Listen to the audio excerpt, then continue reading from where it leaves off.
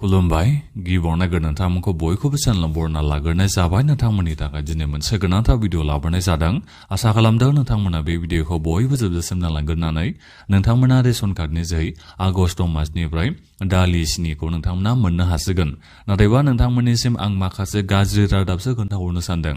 जेनेबा आगस्टआवथ' नोंथांमोना मोननो हासिगोन दालि सिनि नाथायबा संख्रि आरो जानाय थावलाय दा बेखौबोथ' नोंथांमोननिसिम होनो होनदोंमोन फ्रियावनो नङा होमबा दा बिनिफ्राय नैबे जा आगस्ट मासनिफ्राय दालि सिनिखौ नोंथांमोननिसिम होगोन माइरंजों लोगोसे दा बेखौ नोंथांमोना फ्रियावनो मोननो हागोन ना फैसा होनानैसो नोंथांमोना बायनो नांगोन 100 थाखा होनानैसो नोंथांमोना बायनो नांगोन नामा दा बिनि बागै आं नोंथांमोननिसिम गोनांथार आपडेट खोन्थाहरनो सानदों मानो होनोबा नोंथांमोना फ्रियाव मोननो हासिगोन बेबादि सानदोंमोन खोमा नाथायबा नोंथांमोना फ्रियाव मोननो हानाय नङा नोंथांमोना फैसा होनानैसो बायनो नांगोन माइरंखौथ' नोंथांमोना फ्रियावनो मोननो हागोन दालि सिनि जा नोंथांमोना मोननो हागोन आगस्टनिफ्राय दा बिनि थाखाय नोंथांमोना फैसासो होनो नांगोन आरो बिनिफ्राय संख्रि आरो जानाय थावखौथ' माब्ला मोननो हागोन बेनि जेबो खबरानो गैखाया दा बेनिखायनो बयबो नोंथांमोना बे भिडिअखौ जोबजासिम नायलां जाहाथे नोंथांमोना मिथिना मोननो हायो माखासे गोनांथार आपडेटनि बागै दा बिनिफ्राय आंनि नोंथांमोननिसिम मोनसे खावलायनायबो थाग्रोबाय गिबियावनो गासिबो नोंथांमोना चेनेलखौ साबस्क्राइब खालामनानै लाग्रोलायनानै जाहाथे नोंथांमोना बेबादिनो आपडेटखौ बे चेनेलनि गेजेरजों मोनबाय थानो हायो दा नोंथांमोना नैबे आगस्टनि 1 थारिखआव माइरंखौ 100% नोंथांमोना मोननो हाखागोन नाथायबा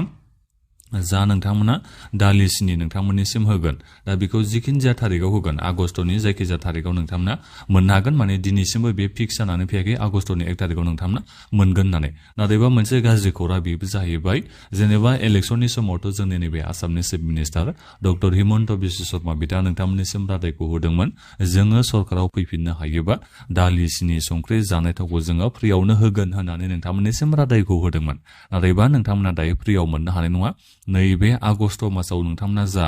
दालि सिनि मोननो हागोन 1 केजि करे दा बेखौ नोंथांमोना फैसा होनानैसो बायनांगौ जाहैबाय दा नोंथांमोना बेखौ खोनाबाय जानो हागौ दा दालिनि थाखाय नोंथांमोना बेसेबां फैसा होनांगोन 69 रुपिस नोंथांमोना होनो नांगोन दा बिनिफ्राय संख्रिनि थाखाय नोंथांमोना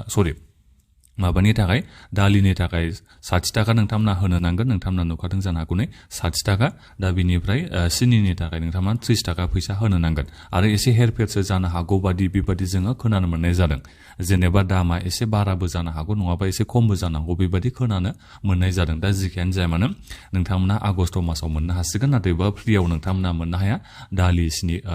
सिनिखौ नोंथांमोना फैसा होनानैसो बायनो नांगोन जेरैबायदि सिगाङाव नोंथांमोना फैसा होनानै बायदोंमोन नङा होमबा दा थिग बेबादिनो नोंथांमोना एबारावबो फैसा होनानै बायनो नांगोन दा बिनिफ्राय सिनि संख्रिखौ माब्ला मोननांगोन आरो फ्रियाव माब्लानिफ्रायथ' नोंथांमोना मोनमारगोन दालिजों लोगोसे सिनि दा बेखौ नोंथांमोना माब्लानिफ्राय फ्रियाव मोननांगोन दा बेखौ फैगोन बोसोरनिफ्रायसो नोंथांमोना मोननो हागोन जाहैबाय दा बिनिफ्राय फैगोन बोसोरनि बबे मासनिफ्राय मोनगोन दा बेखौबो जोंनि चिफ मिनिस्टार बिथाङा एनाउन्समेन्ट खालामनो हायाखै मैया माने सासे जार्नालिस्टआ सोंदोंमोन आरो चिफ मिनिस्टार बिथांनिसिम नोंथांमोना दालि सिनि संख्रि जानाय थावखौ फ्रियावनो होनो होननाय बाथ्राया माब्ला नोंथांमोना होनो सानखो बेबादि सोंनायाव बिथाङा रिप्लाइखौ होदों नैबे दालि सिनिखौ नोंथांमोना आगस्टनिफ्रायथ' मोननो हागोन नाथायबा फैसा होननानै जेरैबायदि सिगाङाव बायदोंमोन बेबादि नोंथांमोना बायनांगोन जाहैबाय दा बिनिफ्राय संख्रि आरो जानाय थावखौ बिथांमोना फैगोन बोसोरनिफ्रायसो होगोन बेबादि खोनानो मोननाय जादों संख्रिखौ जेनेबा एसे सिगां होग्रोनो हागौ बादि फैगोन बोसोराव जायाबो जानो हागौ जायखिजाया बिथांमोना दायो माखासे खामानिखौ मावदों जाहैबाय अब्लाबो नोंथांमोना बायनांगोनसो बेखौल' नोंथांमोना मिथिना लाबानो जाबाय फैगोन बोसोरनिफ्रायसो बिथांमोना फ्रियाव खालामगोन दा बेखौ जोंनि नैबे आसामनि चिफ मिनिस्टार बिथाङा बाथ्राखौ बुंखाबाय नोंथांमोना माने दालि सिनि संख्रि दा बेखौ होयोबा नोंथांमोना बायबाय थानांगोन देग्लाय बोसोराव फैगोन बोसोरनिफ्रायसो नोंथांमोना फ्रियाव मोननो हागोन जाहैबाय फैसा होनालासे नोंथांमोना फैगोन बोसोरनिफ्रायसो खालामगोननो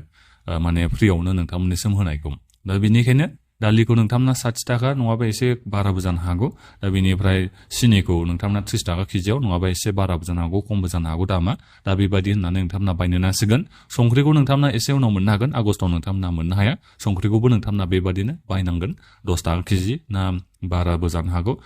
खमबो जानो हागौ दा जिखियानो जाया मानो नोंथांमोना फैसा होनानै बायनो नांगोन दा बिनिफ्राय जानाय थावखौथ' फैगोन बोसोरनिफ्राय मोनगोन बेखौ आसाखौ लादो आरो फ्रिखौ नोंथांमोना फैगोन बोसोरनिफ्राय मोनगोन बेखौ नोंथांमोननिसिम दायो फोरमायना होखाबाय जोंनि नैबे आसामनि chief minister doctor Himanta Biswa Sharma बिथाङा दा थगायनाय जाबाय होननानै बेखौ बुंबाबो गोरोन्थि जानाय नंला मानो होनोबा इलेक्सनाव जोङो देरहाखांनायनि उनावनो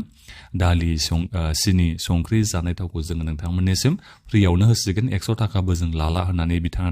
माने बुंथारदोंमोन बाथ्राखौ नाथायबा नोंथांमोना देग्लाय बोसोरावबो बायनांसिगोन फैगोन बोसोरनिफ्रायसो खालामना होगोननो नाथायबा फैगोन बोसोरावबो बबे मासफोरनिफ्राय खालामना होगोन दा बेखौबो बिथाङा फोरमायना होआखै जानुवारिफोरनिफ्राय बानायना होनोबो हागौ नङाबा फैगोन बोसोरनि जेरै दा जोंहा